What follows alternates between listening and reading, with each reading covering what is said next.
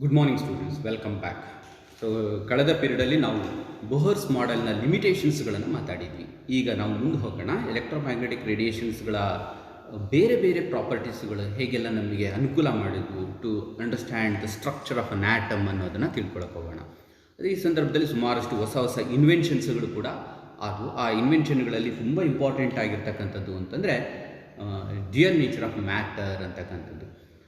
ಇವನ ಬಗ್ಗೆ ಒಂದು ಸಣ್ಣದಾಗಿ ಒಂದು ಇನ್ಫಾರ್ಮೇಷನ್ ಹೇಳ್ತೀನಿ. ಆತನ ಹೆಸರು ಡಿ ಬ್ರಾಗ್ಲಿ ಅಂತಕ್ಕಂಥವನು. ಆ್ಯಕ್ಚುಲಿ ಅವನೊಬ್ಬ ಒಂದು ಸಾಮಂತ, ಅಂದರೆ ಒಂದು ರಾಜ್ಯದ ರಾಜನ ತರಹದಲ್ಲಿ ಇದ್ದಂಥವ್ರು. ಯುರೋಪಿಯನ್ ಕಂಟ್ರೀಸ್ಗಳಲ್ಲಿ ಸಣ್ಣ ಸಣ್ಣ ರಾಜ್ಯಗಳಿದೆ, ಆ ರಾಜ್ಯಗಳಲ್ಲಿ ಇವನೊಬ್ಬ ರಾಜ, ಡಿ ಬ್ರಾಗ್ಲಿ ಅನ್ನೋಂಥವನು. But he is very interested in arts and therefore, ಅಂದರೆ ಆರ್ಟ್ಸ್ ಅಂದರೆ ಸಾಮಾಜಿಕ ವಿಷಯಗಳಲ್ಲಿ ತುಂಬ ಇಷ್ಟ ಇರುತ್ತೆ. ಅವನು ಸಾಕಷ್ಟು ಸ್ಟಡಿ ಮಾಡ್ತಾ ಇರ್ತಾನೆ. ಮಧ್ಯದಲ್ಲಿ ಅವನಿಗೆ ಇದ್ದಕ್ಕಿದ್ದಾಗೆ ಸೈನ್ಸ್ ಬಗ್ಗೆ ಆಸಕ್ತಿ ಬರುತ್ತೆ. ಸೈನ್ಸನ್ನು ಕಲೀಲಿಕ್ಕೆ ಶುರು ಮಾಡ್ತಾನೆ. ಸೈನ್ಸನ್ನು ಕಲ್ತ್ಕೊಂಡ್ಮೇಲೆ ಅದರಲ್ಲಿ ಪಾಠಗಳೆಲ್ಲ ಮಾಡ್ತಾ ಇರ್ತಾರೆ. ಸೈನ್ಸ್ ಪಾಠಗಳನ್ನ BSc ಆನರ್ಸ್ ಅಂತ ಕರೀತಾರೆ. ಅದನ್ನು ಮಾಡಬೇಕಾದ್ರೆ ಮಧ್ಯದಲ್ಲಿ ಹೇಳ್ತಾರೆ, ನಾವು ಕಳೆದ ಪೀರಿಯಡಲ್ಲಿ ಮಾತಾಡಿದ್ವಿ dual nature of electromagnetic radiations ಅಂತ ಹೇಳಿದ್ವಿ, ನೆನಪಿದೆಯಾ? So dual nature of electromagnetic ರೇಡಿಯೇಷನ್ಸ್ಗಳನ್ನು ಪಾಠ ಮಾಡ್ತಾ ಹೇಳ್ತಾರೆ. ಈ ವೇವ್ಸ್ಗಳಿಗೆ not only wave nature but also particle nature ಇದೆ ಅಂತ ಹೇಳ್ತಾರೆ. ಪಾಠ ಕೇಳ್ತಾನೆ, ಮನೆಗೆ ಬರ್ತಾನೆ. ನೀವು ಕೇಳಿದ ಹಾಗೆ ಮನೆಗೆ ಬಂದಾದಮೇಲೆ ಹೊಸ ಹೊಸ ಆಲೋಚನೆಗಳು ಬರುತ್ತೆ. ನಿಮಗೂ ಬರುತ್ತಲ್ವಾ? ಸೊ ಆ ಥರದಲ್ಲಿ ಇವನಿಗೂ ಒಂದು ಹೊಸ ಆಲೋಚನೆ ಬರುತ್ತೆ. ಏನು ಆಲೋಚನೆ ಬರುತ್ತೆ ಅಂತಂದರೆ, ಅಲ್ಲ, ವೇವ್ಸ್ಗಳಿಗೆ ವೇವ್ ನೇಚರ್ನ ಜೊತೆಗೆ ಪಾರ್ಟಿಕಲ್ ನೇಚರ್ ಇರಬಹುದಾದರೆ ನಮ್ಮ ಸುತ್ತಮುತ್ತ ಇರ್ತಕ್ಕಂಥ ಪಾರ್ಟಿಕಲ್ಸ್, ಅಂದರೆ ನಾನು ಕೂಡ ಒಂದು ಪಾರ್ಟಿಕಲ್, ಸೊ ಪಾರ್ಟಿಕಲ್ಗಳಿಗೆ ಯಾಕೆ ವೇವ್ ನೇಚರ್ ಇರಬಾರ್ದು ಅಂತ ಯೋಚನೆ ಮಾಡ್ತಾನೆ. ಅದನ್ನು ಮ್ಯಾಥಮೆಟಿಕಲ್ ಡಿರೈವೇಷನ್ ಕೂಡ ಮಾಡ್ತಾನೆ. ಸೊ ಡೆರೈವೇಷನನ್ನು ನಾನು ಹೇಗೆ ಮಾಡ್ತಾನೆ ಅನ್ನೋದು ಇಲ್ಲಿದೆ, ನಿಮ್ಮ ಬೋರ್ಡ್ ಮೇಲೆ ಬರೆದಿದ್ದೀನಿ. ಬಟ್ ಅದು ತುಂಬ ಇಂಪಾರ್ಟೆಂಟ್ ಏನಿಲ್ಲ, ಎಕ್ಸಾಮಿನೇಷನ್ ದೃಷ್ಟಿನಲ್ಲಿ ಏನು ಕೇಳೋದಿಲ್ಲ. ನಿಮಗೆ ಫೈನಲ್ ಕನ್ಕ್ಲೂಷನನ್ನು ಮಾತ್ರ ಕೇಳ್ತಾರೆ. ಆದರೂ ನೀವು ನೋಡ್ಕೊಳ್ಳಿ, ತಿಳ್ಕೊಳ್ಳಿ, ತುಂಬ ಚೆನ್ನಾಗಿದೆ, ಕುತೂಹಲ ಇದೆ. ಏನು ಹೇಳ್ತಾನೆ ಅವನು ಅಂತಂದರೆ, ಪಾರ್ಟಿಕಲ್ಗಳ ನೇಚರ್ ಏನು, it occupies a space and has momentum. ಪಾರ್ಟಿಕಲ್ಗಳಿಗೆ ಮಾಸ್ ಇದೆ ಅಂತ ಅಂದಮೇಲೆ ಒಂದು ಮೊಮೆಂಟಮ್ ಇರ್ತದೆ. ಪಾರ್ಟಿಕಲ್ಗೆ ಮೊಮೆಂಟಮ್ ಇರೋವಂಥದ್ದು ಜೊತೆಗೆ ವೇವ್ಗಿರ್ತಕ್ಕಂತಹ ಫ್ರೀಕ್ವೆನ್ಸಿ ಅಥವಾ ವೇವ್ ಲೆಂತ್ ಇದೆಯಾ ಅಂತೇಳಿ ಒಂದು ಆಲೋಚನೆ ಮಾಡಿ ಅದರ ರಿಲೇಷನ್ಶಿಪ್ಪನ್ನು ಕಂಡುಹಿಡಿತಾನೆ. ವಂಡರ್ಫುಲ್ ಆಗಿರ್ತಕ್ಕಂಥ relationship, that is H/μ = lambda. ಅಂದರೆ ಅರ್ಥ, H ಅಂತಂದರೆ ಪ್ಲಾಂಕ್ಸ್ ಕಾನ್ಸ್ಟೆಂಟ್, mu ಅಂತಂದರೆ ಮೊಮೆಂಟಮ್, ಅಂದರೆ ಮಾಸ್ ಇಂಟು ವೆಲಾಸಿಟಿ. ಇಲ್ಲಿ U ಅಂತಂದರೆ velocity of the particle. So mu means momentum ಬರುತ್ತೆ. ಮೊಮೆಂಟಮ್ = ಅಂದರೆ planks constant divided by momentum = wave length ಅಂತೇಳಿ ಬರುತ್ತೆ. ಸೊ ಈ ಮೊಮೆಂಟಮ್ ಬಂದು ಪಾರ್ಟಿಕಲ್ ನೇಚರು, ವೇವ್ ಲೆಂತ್ ಬಂದು ವೇವ್ ನೇಚರ್. ಸೊ ಆದ್ದರಿಂದ ಇವೆರಡರ ನಡುವೆ ಇರ್ತಕ್ಕಂಥ ಡ್ಯುಯಾಲಿಟಿಯನ್ನು ಅವನು ತಂದು ತೋರಿಸ್ತಾನೆ. ಆದ್ದರಿಂದ ಗೊತ್ತಾಗುತ್ತೆ ಪಾರ್ಟಿಕಲ್ಗಳಿಗೂ ಕೂಡ ವೇವ್ ನೇಚರ್ ಇದೆ. ಹಾಗಾದರೆ ಅವುಗಳನ್ನು ಏನಂತ ಕರೀತಾರಪ್ಪ ಅಂತಂದರೆ ಪಾರ್ಟಿಕಲ್ ವೇವ್ಸ್ ಅಂತೇಳಿ ಕರೀತಾರೆ, ಅಥವಾ ಮ್ಯಾಟರ್ ವೇವ್ಸ್ ಅಂತೇಳಿ ಕರೀತಾನೆ ಅದನ್ನು.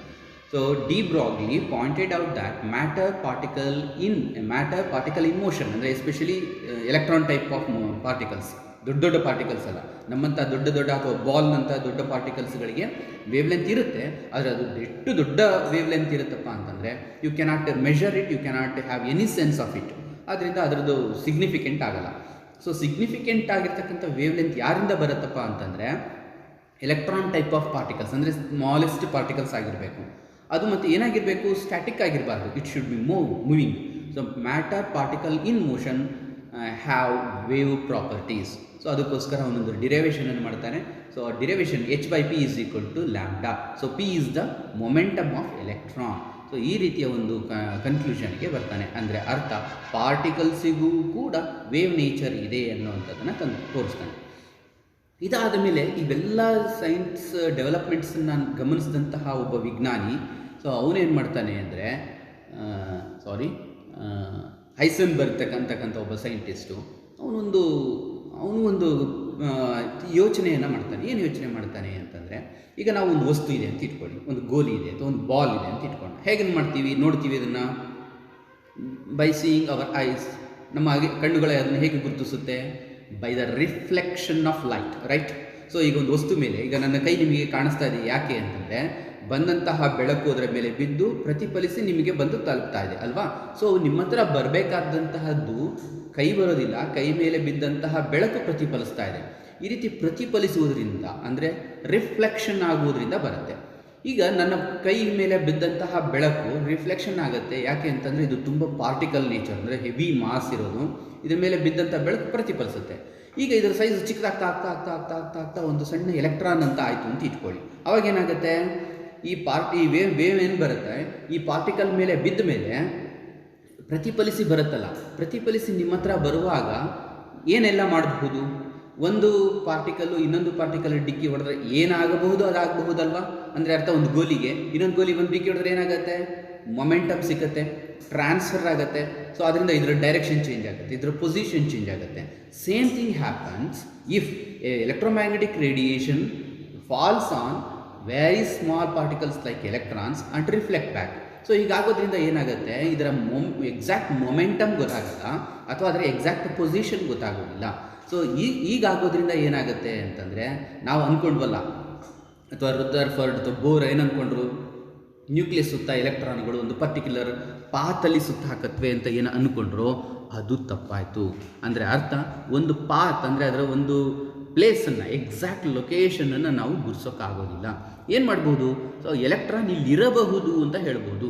ಅಂದರೆ ಅರ್ಥ, ಅದರ ಪೊಸಿಷನನ್ನು ಎಕ್ಸಾಕ್ಟಾಗಿ ಹೇಳೋಕ್ಕಾಗಲ್ಲ ಅನ್ನುವಂಥದ್ದನ್ನು ಅವನು ಹೇಳ್ತಾನೆ. ಸೊ ಅವನು ಹೇಳ್ತಾನೆ, if you try to determine the position of an electron using high frequency radiation, it's position and momentum are disturbed, ಅದು ಡಿಸ್ಟರ್ಬ್ ಆಗುತ್ತೆ. The mass of electron is very small, so simultaneous accurate measurement of location and momentum of an electron is not possible. Heisenberg gave an important generalization which has come to known as uncertainty principle. So uncertainty principle ಅಂತ ಕರೀತಾರೆ ಇದನ್ನು. ಅರ್ಥ ಆಯಿತು ಅಂತ ಅಂದ್ಕೊಂಡಿದ್ದೀನಿ. ತುಂಬ high frequency ರೇಡಿಯೇಷನನ್ನು small electron like particles ಮೇಲೆ ಬೀಳಿಸಿದಾಗ ಆ ಎಲೆಕ್ಟ್ರಾನ್ ಡಿಸ್ಪ್ಲೇಸ್ ಆಗುತ್ತೆ. ಆದ್ದರಿಂದ ಅದರ ಎಕ್ಸಾಕ್ಟ್ ಲೊಕೇಶನ್ ಗೊತ್ತಾಗೋದಿಲ್ಲ. ಎಕ್ಸಾಕ್ಟ್ ಲೊಕೇಶನ್ ಗೊತ್ತಾಗದೇ ಇದ್ದಿದ್ದರಿಂದ ಏನಾಗೋದಿಲ್ಲ, ಅದರ ಮೊಮೆಂಟಮ್ ಗೊತ್ತಾಗಲ್ಲ, ಅಥವಾ ಅದರ ಪೊಸಿಷನ್ ಗೊತ್ತಾಗೋದಿಲ್ಲ. ಸೊ ಯಾವುದು ನಾನು ಮೊಮೆಂಟಮನ್ನು ಪರ್ಫೆಕ್ಟಾಗಿ, ಅಂದರೆ ವೆಲಾಸಿಟಿಯನ್ನು ಪರ್ಫೆಕ್ಟಾಗಿ ಮೆಷರ್ ಮಾಡೋಕ್ಕೆ ಹೋದರೆ ಅದರ ಪೊಸಿಷನ್ ವ್ಯತ್ಯಾಸ ಆಗುತ್ತೆ. ಪೊಸಿಷನನ್ನು ಅಕ್ಯುರೇಟಾಗಿ ಮೆಷರ್ ಮಾಡಲಿಕ್ಕೆ ಹೋದಾಗ ಅದರ ಮೊಮೆಂಟಮ್ ವ್ಯತ್ಯಾಸ ಆಗುತ್ತೆ. So therefore it becomes uncertain, it is becomes impossible to measure simultaneously. ಅಂದರೆ ಒಟ್ಟಿಗೆ ಎರಡನ್ನೂ ಮೆಷರ್ ಮಾಡಲಿಕ್ಕಾಗಲ್ಲ, ಯಾವುದನ್ನು, ಲೊಕೇಶನ್ ಆ್ಯಂಡ್ ವೆಲಾಸಿಟಿ. ಸೊ ಇದನ್ನೇ ನಾವು ಹೈಸನ್ಬರ್ಗ್ಸ್ ಅನ್ಸರ್ಟನಿಟಿ ಪ್ರಿನ್ಸಿಪಲ್ ಅಂತೇಳಿ ಕರಿತೀವಿ. It is impossible to determine simultaneously the momentum or velocity and the position of electron precisely. Approximately ಕಂಡುಹಿಡಿಯಬಹುದು. So approximately ಕಂಡುಹಿಡಿಯೋದಕ್ಕೆ ಹೈಸನ್ಬರ್ಗ್ಸ್ ಏನು ಇದು ಆಬ್ಜೆಕ್ಷನ್ ಇಲ್ಲ. ಆದರೆ ನಾನು ಪ್ರಿಸೈಸಾಗಿ ಕಂಡುಹಿಡಿತೀನಿ, ಅದರ ಪೊಸಿಷನ್ ಹೇಳ್ತೀನಿ. ಇದು ಹೇಗೆ ಚಂದ್ರ ಇಷ್ಟು ದಿನದ ನಂತರ ಇಲ್ಲಿಗೆ ಹೋಗುತ್ತೆ, ಮಂಗಳ ಗ್ರಹ ಇಲ್ಲಿಗೆ ಬರುತ್ತೆ ಅಂತೇಳಿ ಅಕ್ಯುರೇಟಾಗಿ ಮೆಷರ್ ಮಾಡ್ತಾರಲ್ಲ, ಆ ರೀತಿ ಅಕ್ಯುರೇಟಾಗಿ ಮೆಷರ್ ಮಾಡಲಿಕ್ಕೆ ಆಗಲ್ಲ ಅನ್ನೋವಂಥದ್ದನ್ನು ಅವನು ಅನ್ಸರ್ಟನಿಟಿ ಪ್ರಿನ್ಸಿಪಲ್ ಮೂಲಕ ಹೇಳ್ತಾ ಬರ್ತಾನೆ. ಸೊ ಇದರಿಂದ ಏನಾಗುತ್ತೆ ಅನ್ನುವಂಥದ್ದು ನೋಡೋಣ. ಅದರ ಈ ಹೈಸನ್ಬರ್ಗ್ಸ್ ಅನ್ಸರ್ಟನಿಟಿ ಪ್ರಿನ್ಸಿಪಲ್ನ ಪರಿಣಾಮ ಏನು, ಸಿಗ್ನಿಫಿಕೆನ್ಸ್ ಏನು. ಸೊ ಸಿಗ್ನಿಫಿಕೆಂಟ್ ಏನು ಅಂತಂದರೆ, ಇಲ್ಲೊಂದು ನೋಡಿ, ಮೇಲ್ಗಡೆ ಒಂದು ಚಿತ್ರ ಇದೆ, ಒಂದು ಬಾಲ್ನ ಚಿತ್ರ ತೋರಿಸಿದ್ದೀವಿ. ಬಾಲ್ ಚಿತ್ರ ನಮಗೆ ಎಕ್ಸಾಕ್ಟಾಗಿ ಅಕ್ಯುರೇಟಾಗಿ ಗೊತ್ತಾಗ್ತಿದೆ, because it is a massive, ತುಂಬ ದೊಡ್ಡ ಭಾರವಾಗಿರ್ತಕ್ಕಂಥ ವಸ್ತು. ಅದೇ ಅದು ಸಣ್ಣದಾಯಿತು ಅಂತ ಇಟ್ಕೊಳ್ಳೋಣ, ತುಂಬ ಚಿಕ್ಕ ಎಲೆಕ್ಟ್ರಾನ್ ಲೈಕ್ ಪಾರ್ಟಿಕಲ್ ಆದಾಗ ನಾವು ಒಂದು ವೇವನ್ನು ಅದರ ಮೇಲೆ ಬೀಳಿಸಿದಾಗ ಅದರ ಪೊಸಿಷನ್ ಪಕ್ಕದ ಚಿತ್ರದಲ್ಲಿದೆಯಲ್ಲ ಆ ರೀತಿಯಲ್ಲಿ ಆಗುತ್ತೆ, ಅಂದರೆ ಬ್ಲರ್ ಆಗುತ್ತೆ. You cannot exactly locate the position of electron like particles. So you can say that it may be here, ಅದು ಇಲ್ಲಿರಬಹುದು ಅಂತ ಹೇಳಬಹುದು ಹೊರತು ಇಲ್ಲಿದೆ ಅಂತ ಹೇಳಕ್ಕೆ ಬರೋದಿಲ್ಲ. ಸೊ ಹೈಸನ್ಬರ್ಗ್ಸ್ ಅನ್ಸರ್ಟನಿಟಿ ಪ್ರಿನ್ಸಿಪಲ್ನ ಮ್ಯಾಥಮೆಟಿಕಲ್ ಎಕ್ಸ್ಪ್ರೆಷನ್ ನಾವು ಈ ರೀತಿಯಲ್ಲಿ ಬರಿಬೋದು. ಬೋರ್ಡ್ ಮೇಲಿದೆ ನೋಡ್ಕೊಳ್ಳಿ. ಡೆಲ್ಟಾ ಎಕ್ಸ್ ಅಂದರೆ ಚೇಂಜ್ ಇನ್ ಪೊಸಿಷನ್. ಎಕ್ಸ್ ಅಂತಂದರೆ ಎಕ್ಸ್ ಆ್ಯಕ್ಸಿಸಲ್ಲಿ, ನಾವು x axis, y axis, z axis ತೊಗೊಂಡ್ರೆ ಸ್ಪೇಸಲ್ಲಿ ಹೇಳ್ತೀವಿ. ಸದ್ಯಕ್ಕೆ ನಿಮ್ಗೆ ಅರ್ಥ ಆಗಲಿ ಅಂತ ಎಕ್ಸ್ ಆ್ಯಕ್ಸಿಸ್ ಮಾತ್ರ ತೊಗೊಂಡು ಇಲ್ಲಿ ಎಕ್ಸ್ಪ್ರೆಸ್ ಮಾಡಿದ್ದಾರೆ. ಎಕ್ಸ್ ಆ್ಯಕ್ಸಿಸ್ನಲ್ಲಿ ಪೊಸಿಷನ್ ಚೇಂಜ್ ಆದರೆ ಅದನ್ನು ಚೇಂಜ್ ಇನ್ ಪೊಸಿಷನ್ ಅಂತ ಕರಿತೀವಿ. ಸೊ ಪೊಸಿಷನನ್ನು ನಾವು ಚೇಂಜ್ ಇನ್ ಪೊಸಿಷನನ್ನು ತುಂಬ ಕಡಿಮೆ ಮಾಡ್ತೀವಪ್ಪ, ಅಂದರೆ ಅಕ್ಯುರೇಟಾಗಿ ಪೊಸಿಷನ್ ಮೆಷರ್ ಮಾಡ್ತೀವಿ ಅಂದರೆ ಡೆಲ್ಟಾ ಪಿ ಅಂದರೆ ಚೇಂಜ್ ಇನ್ ಮೊಮೆಂಟಮ್ ಅದು ವ್ಯತ್ಯಾಸ ಆಗಿಬಿಡುತ್ತೆ. ಅಥವಾ ಚೇಂಜ್ ಇನ್ ಮೊಮೆಂಟಮನ್ನು ನಾನು ಅಕ್ಯುರೇಟಾಗಿ ಮಾಡ್ತೀನಿ, ವೆಲಾಸಿಟಿನ ಅಕ್ಯುರೇಟಾಗಿ ಮೆಷರ್ ಮಾಡ್ತೀನಿ ಅಂದರೆ ಚೇಂಜ್ ಇನ್ ಪೊಸಿಷನ್ ಜಾಸ್ತಿ ಆಗಿಬಿಡುತ್ತೆ. ಟೋಟಲ್ ಅವೆರಡರ ಪ್ರಾಡಕ್ಟು ಯಾವಾಗಲೂ greater than or equal to h/4π ಆಗಿರುತ್ತೆ. ಈ ರೀತಿಯ ಒಂದು ರಿಲೇಷನ್ಶಿಪ್ಪನ್ನು ತಂದು ತೋರಿಸ್ತಾನೆ. ಇದನ್ನು ನಾವು ಮ್ಯಾಥಮೆಟಿಕಲ್ ಎಕ್ಸ್ಪ್ರೆಷನ್ ಅಂತೇಳಿ ಕರಿತೀವಿ. Uncertainty in momentum is represented by delta P, uncertainty in position is represented by delta X. So it is always greater than or equal to h/4π ಆಗಿರುತ್ತೆ.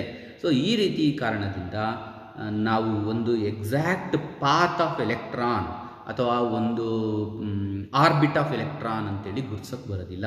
ಹಾಗಾದ್ರಿಂದ ಏನಾಗುತ್ತೆ ಅಂತಂದರೆ we can say that the probability of finding electron around the nucleus can be speculated. So ಎಲ್ಲಿ electron ಇರಬಹುದು ಅಂತ ಹೇಳಬಹುದೇ ಹೊರತು ಇಲ್ಲೇ electron ಇದೆ ಅಂತೇಳಿ ನಿಖರವಾಗಿ ಹೇಳೋಕ್ಕೆ ಬರೋದಿಲ್ಲ. So uncertainty principle rules out the existence of definite path in which electron revolves around the nucleus and is significant only in microscopic particles like ಎಲೆಕ್ಟ್ರಾನ್ಗಳಿಗೆ ಮಾತ್ರ ಇದು ಅಪ್ಲೈ ಆಗುತ್ತೆ, ಮ್ಯಾಕ್ರೋಸ್ಕೋಪಿಕ್ ಪಾರ್ಟಿಕಲ್ಸ್ಗಳಿಗೆ ಇದೇನು ಅಪ್ಲೈ ಆಗೋದಿಲ್ಲ. ಸೊ ಇದರಿಂದ ಇನ್ನೂ ಸ್ವಲ್ಪ ಚಿತ್ರದ ಮೂಲಕ ತೋರಿಸೋದಕ್ಕೆ ಟ್ರೈ ಮಾಡಿದ್ದೀನಿ. ಸೊ ಒಂದು ಫೋಟಾನ್ ಅಂತಂದರೆ ಬೆಳಕಿನ ಕಿರಣ ಬಂದು ಬಿದ್ದಾಗ ಎಲೆಕ್ಟ್ರಾನ್ನ ಪೊಸಿಷನ್ ತೋರಿಸಿದ್ದಾರೆ, ಈ ಡಾಟ್ ಮೂಲಕ ತೋರಿಸಿದ್ದಾರೆ. ಅದೇ ಆದ ಮೇಲೆ ಏನಾಗಿರುತ್ತೆ ಅಂತಂದರೆ ಅದರ ಪೊಸಿಷನ್ ಅಲ್ಲಿರಲ್ಲ, ಅದು ನೋಡಿ ಮುಂದೆ ಹೋಗ್ಬಿಟ್ಟಿದೆ. ಸೊ ಈ ರೀತಿಯಲ್ಲಿ it is not possible to know the exact location of an electron, just probable location can be said. So ಅದರಿಂದ ನಾವು ಅದರದ್ದು ಪ್ರಾಬಬಿಲಿಟಿ ಇಲ್ಲಿರಬಹುದು ಅಂತ ಹೇಳಬಹುದೇ ಹೊರತು ಇಲ್ಲೇ ಇತ್ತು ಅಂತ ಹೇಳೋಕ್ಕಾಗಲ್ಲ. ಇದರಿಂದ ಏನಾಯಿತು ನೋಡಿ, ಇದರಿಂದ ಏನಾಯಿತು ಅಂದರೆ ಇದು ಒಂದು ಎಲೆಕ್ಟ್ರಾನನ ಪಾತ್ ಈ ರೀತಿಯಲ್ಲಿ ಸುತ್ತ ಇತ್ತು, ಇದೇ ದಾರಿನಲ್ಲಿ ಹೋಗುತ್ತೆ ಅಂತೇಳಿ ಒಂದು ದಾರಿ ತೋರಿಸಿದ್ದೀವಲ್ಲ, ಅದನ್ನು ತೋರ್ಸೋಕ್ಕಾಗಲ್ಲ. ಅದರ ಬದಲಿಗೆ ಏನು ಹೇಳ್ಬೋದು, ಇಲ್ಲಿರಬಹುದು, ಇಲ್ಲಿದೆ ಅಂತ ಬೆರಳು ಮಾಡಿ ತೋರ್ಸೋಕ್ಕೆ ಬರಲ್ಲ, ಈ ಜಾಗದಲ್ಲಿರಬಹುದು ಅಂತ ಹೇಳಲಿಕ್ಕೆ ಬರ್ತದೆ. The 3-dimensional region around the nucleus where the probability of finding an electron is maximum is known as orbital. So ಈ ಆರ್ಬಿಟ್ಗೂ ಆರ್ಬಿಟಲ್ಗೂ ಇರತಕ್ಕಂಥ ಡಿಫರೆನ್ಸನ್ನು ಈಗ ಅವನು ಕನ್ಕ್ಲೂಷನ್ ತಂದು ಕೊಡ್ತಾರೆ. ಸೊ ಆರ್ಬಿಟ್ ಅಂದರೆ ಒಂದು ಪಾತ್, ಆರ್ಬಿಟಲ್ ಅಂದರೆ probability of finding an electron. So electron ಇಂಥ ಕಡೆ ಇದೆ ಅಂತ ಹೇಳಕ್ಕೆ ಬರಲ್ಲ, ಇಲ್ಲಿರಬಹುದು ಅಂತ ಹೇಳ್ತಾರೆ.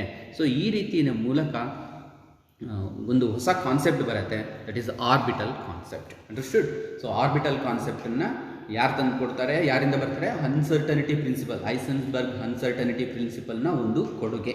ಅರ್ಥ ಆಯ್ತಲ್ವಾ? ಸೊ ಹಾಗಾದರೆ ಈಗ ನಾವು ಆರ್ಬಿಟ್ಗೂ ಮತ್ತು ಆರ್ಬಿಟಲ್ಗೂ ಇರತಕ್ಕಂಥ ಡಿಫ್ರೆನ್ಸ್ ಏನಿದೆ ಅನ್ನೋದನ್ನು ನೋಡೋಣ. ಸೊ ಆರ್ಬಿಟ್ಗೂ ಮತ್ತು ಆರ್ಬಿಟಲ್ಗೂ ಇರತಕ್ಕಂಥ ಡಿಫ್ರೆನ್ಸ್ ಏನು ಅಂದರೆ, ಆರ್ಬಿಟ್ ಅಂತಂದ್ರೇನು?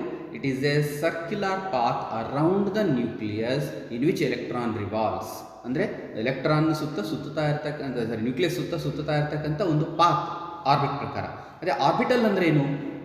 It is A 3-dimensional region around the nucleus in which electron revolves. Electron revolve ಆಗುವಂತಹ ಜಾಗ. ಅರ್ಥ ಆಯ್ತಾ? ಒಂದು ಪರ್ಟಿಕ್ಯುಲರ್ ಪಾಯಿಂಟ್ ಅಲ್ಲ, ಇದೊಂದು ಜಾಗ ಅಂತ ಹೇಳ್ಬೋದು. An orbit can accommodate maximum of 2n² or electrons. ಇದು ಬೋರ್ಸಲ್ಲಿ ಹೇಳ್ತಾನೆ. ಅಂದರೆ ಒಂದು ಆರ್ಬಿಟ್ನಲ್ಲಿ ಎಷ್ಟು ಎಲೆಕ್ಟ್ರಾನ್ಗಳನ್ನು ಇಡಿಸ್ಬೋದು ಅಂತಂದರೆ 2n² ಅಂದರೆ ಒಂದನೇ ಆರ್ಬಿಟ್ನಲ್ಲಿ 2 × 1² ಅಂದರೆ ಏನಾಗುತ್ತೆ? 2 × 1² ಅಂದರೆ 2 × 1 2 ಎಲೆಕ್ಟ್ರಾನ್ ಇಡಿಸ್ಬೋದು. ಕೆನಲ್ಲಿ ಎಲ್ನಲ್ಲಿ n = 2 ಇರುತ್ತೆ, ಅದರಿಂದ 2 × 2² 2 ಆರ್ 4 × 2 8 ಅಂದರೆ ಎರಡನೇ ಶೆಲ್ನಲ್ಲಿ ಶೆಲ್ನಲ್ಲಿ 8 ಎಲೆಕ್ಟ್ರಾನ್ಗಳನ್ನು ಅಕಾಮಡೇಟ್ ಮಾಡಬಹುದು ಅಂತ ಹೇಳ್ತಾನೆ. ಅದೇ ಥರ್ಡ್ ಶೆಲ್ಲಲ್ಲಿ n = 3. So 3² or 9, 9 2s are 18 electrons can be accommodated. So in an orbit, whereas in an orbital you can accommodate only 2 electrons. ಅದರಲ್ಲಿ ಎರಡೇ ಎಲೆಕ್ಟ್ರಾನ್ಗಳನ್ನು ಮಾತ್ರ ಅಕಾಮಡೇಟ್ ಮಾಡಲಿಕ್ಕೆ ಆಗುತ್ತೆ. ಸೊ ಈ orbit is circular in shape, versus orbital has different shapes. So ಅದರಲ್ಲಿ ಬೇರೆ ಬೇರೆ ನೀವು ಮುಂದೆ ಕಲಿತೀರಾ, s orbital, p orbital, d orbital, f orbital, g orbital ಅಂತೇಳಿ ಬೇರೆ ಬೇರೆ ಆರ್ಬಿಟಲ್ಗಳು ಬರುತ್ತೆ. ಅವುಗಳು ಬೇರೆ ಬೇರೆ ಶೇಪ್ಗಳನ್ನು ಹೊಂದಿರುತ್ತೆ. ಇವನು ಹೇಳಿದಾಗೆ ಸರ್ಕ್ಯುಲರ್ ಪಾತ್ ಅಷ್ಟೇ ಅಲ್ಲ. Orbit has no directional characteristics. ಆರ್ಬಿಟ್ಗೆ ಒಂದು ಡೈರೆಕ್ಷನ್ ಅಂತ ಇರೋದಿಲ್ಲ, ಆದರೆ ಆರ್ಬಿಟಲ್ಗಳಿಗೆ ಹಾಗಲ್ಲ. ಎಕ್ಸ್ ಆ್ಯಕ್ಸಿಸಲ್ಲಿ ಇರ್ತಕ್ಕಂಥ ಪಿ ಆರ್ಬಿಟಲ್ಗೆ ನಾವು ಪಿ ಎಕ್ಸ್ ಆರ್ಬಿಟಲ್ ಅಂತ ಕರಿತೀವಿ. ವೈ ಅನ್ನಲ್ಲಿದ್ದರೆ ಅದನ್ನು ವೈ ಆ್ಯಕ್ಸಿಸಲ್ಲಿದ್ದರೆ ಪಿ ವೈ ಅಂತೇಳಿ ಕರಿತೀವಿ. P X, P Y, P Z ಅಂತೇಳಿ 3 ಆರ್ಬಿಟಲ್ಗಳು ಬರುತ್ತೆ. ಡಿನಲ್ಲಿ ಇನ್ನೂ ಕಾಂಪ್ಲಿಕೇಟ್ ಆಗಿರ್ತಕ್ಕಂಥ ರೀತಿಯಲ್ಲಿ ಪ್ಲೇನ್ನಲ್ಲಿ ತೋರಿಸ್ತೀವಿ. DXY, DYZ, DZX ಈ ರೀತಿಯಲ್ಲಿ ಅವುಗಳಿಗೆ ಒಂದು ಓರಿಯೆಂಟೇಷನ್ ಬರುತ್ತೆ. ಯಾವುದಕ್ಕೆ? ಆರ್ಬಿಟಲ್ಗಳಿಗೆ. ಸೊ ಈ ಡಿಫ್ರೆನ್ಸ್ಗಳನ್ನು ಸರಿಯಾಗಿ ನೆನಪಿಸ್ಕೊಳ್ಳಿ. ಹಾಗೆಯೇ ಮುಂದುವರೆದು ಅದಕ್ಕೆ ಇನ್ನೂ ಒಂದಿಷ್ಟು ಎಕ್ಸಾಂಪಲ್ಸ್ಗಳ ಮೂಲಕ, ಅಂದರೆ ಡೆಫಿನೇಷನ್ನು, ಶೇಪು, ಪಾತ್ವೇ, ಎಕ್ಸಾಂಪಲ್ ಈ ರೀತಿಯಲ್ಲಿ ಇದನ್ನು ಕೊಟ್ಟಿದ್ದಾರೆ. ಇದನ್ನು ನೀವು ನಿಧಾನವಾಗಿ ನೋಡ್ಕೊಳ್ಳಿ. ಎಕ್ಸಾಮಿನೇಷನ್ಗೆ ಇದನ್ನು ಕೇಳೋದಿಲ್ಲ, ನೀವು ಇಲ್ಲಿ ತಿಳ್ಕೊಬೇಕಾದ್ದು ಇದನ್ನು ಸ್ವಲ್ಪ ಚೆನ್ನಾಗಿ ತಿಳ್ಕೊಳ್ಳಿ. ಯಾವುದಾದರೂ 2 ಡಿಫರೆನ್ಸ್ಗಳನ್ನು ಸಾಮಾನ್ಯವಾಗಿ right any 2 differences between orbit and orbital ಅಂತ ಕೇಳ್ತಾರೆ. ಸೊ ಇವುಗಳನ್ನು ಸರಿಯಾಗಿ ನೆನಪಿಟ್ಕೊಳ್ಳಿ. ಓಕೆ, ಮುಂದುವರಿಯೋಣ. ಸೊ ಈ ಸಂದರ್ಭದಲ್ಲಿ 1905 ಆಜುಬಾಜಲ್ಲಿ ಏನು ಐನ್ಸ್ಟೀನ್ ಬರ್ತಾನೆ, ಐನ್ಸ್ಟೀನ್ ನಂತರದಲ್ಲಿ ಒಂದು ದೊಡ್ಡ ಬದಲಾವಣೆ ಆಗುತ್ತೆ. ಏನು ಅಂತಂದರೆ ಮೆಕ್ಯಾನಿಕ್ಸ್ ಅಂತ ಕರೀತಾರೆ, ಅಂದರೆ ಫಿಸಿಕ್ಸ್ ಅಂತಲೂ ಕೂಡ ಹೇಳ್ತಾರೆ. ಸೊ ಈ ಫಿಸಿಕ್ಸ್ ಆ್ಯಕ್ಚುಲಿ ಮೆಜರ್ಮೆಂಟ್ಸ್ ಆಫ್ ಮೆಕ್ಯಾನಿಕ್ಸ್ನ ಮೆಜರ್ಮೆಂಟ್ ಅಂದರೆ ಮೂಮೆಂಟಮ್ಗೆ, ಫೋರ್ಸ್ಗೆ ಸಂಬಂಧಪಟ್ಟಂಥ ಥಿಯರಿಯನ್ನು ನಾವು ಮೆಕ್ಯಾನಿಕ್ಸ್ ಅಂತೇಳಿ ಕರಿತೀವಿ. ಸೊ ಕ್ಲಾಸಿಕಲ್ ಮೆಕ್ಯಾನಿಕ್ಸ್ ಮತ್ತು ಕ್ವಾಂಟಮ್ ಮೆಕ್ಯಾನಿಕ್ಸ್ ಅಂತಕ್ಕಂಥ ಬದಲಾವಣೆ ಆಗುತ್ತೆ. ಇದು ನಿಮಗೆ ಎಕ್ಸಾಮಿಗೆ ಕೇಳಲ್ಲ, ಬಟ್ ನೀವು ತಿಳ್ಕೊಳ್ಳೋದು ಒಳ್ಳೆಯದು. ನ್ಯೂಟನ್ ಮೋಷನ್ ಲಾ ಮೇಲೆ ಡಿಸ್ಕ್ರೈಬ್ ಮಾಡಿದಂತಹವುಗಳೆಲ್ಲವನ್ನು ನಾವು ಕ್ಲಾಸಿಕಲ್ ಫಿಸಿಕ್ಸ್ ಅಂತೇಳಿ ಕರೆದ್ರೆ, ಆನಂತರ ಬಂದಂತಹ de Broglie's equation, Heisenberg's uncertainty principle, ಇವೆಲ್ಲವುಗಳನ್ನು ಉಪಯೋಗಿಸಿಕೊಂಡು ಬರೆದಿರ್ತಕ್ಕಂಥ Planck's constant, photo electric effect, ಇವುಗಳೆಲ್ಲದರ ಮೇಲೆ ಬೇಸ್ ಆಗಿರ್ತಕ್ಕಂತಹ ಫಿಸಿಕ್ಸೇ ಅದನ್ನು ಕ್ವಾಂಟಮ್ ಫಿಸಿಕ್ಸ್ ಅಂತೇಳಿ ಕರೀತಾರೆ. ಈ ಕ್ವಾಂಟಮ್ ಫಿಸಿಕ್ಸು ಸಾಕಷ್ಟು ಬದಲಾವಣೆಗಳನ್ನು ನಮ್ಮಲ್ಲಿ ನಾಲೆಡ್ಜಲ್ಲಿ ಮಾಡುತ್ತೆ. ಅದರಿಂದ ಬಂದಂತಹ ನಾಲೆಡ್ಜನ್ನು ಉಪಯೋಗಿಸ್ಕೊಂಡ್ಬಿಟ್ಟು ಶ್ರೋಡಿಂಜರ್ ಅಂತಕ್ಕಂಥ ಒಬ್ಬ ಸೈಂಟಿಸ್ಟು ಒಂದು ಥಿಯರಿಯನ್ನು ಮಾಡ್ತಾನೆ. ಆ ಥಿಯರಿಯನ್ನು ನಾವು ನೆಕ್ಸ್ಟ್ ಪೀರಿಯಡಲ್ಲಿ ಕಲ್ತ್ಕೊಳ್ಳೋಣ. Okay, thank you.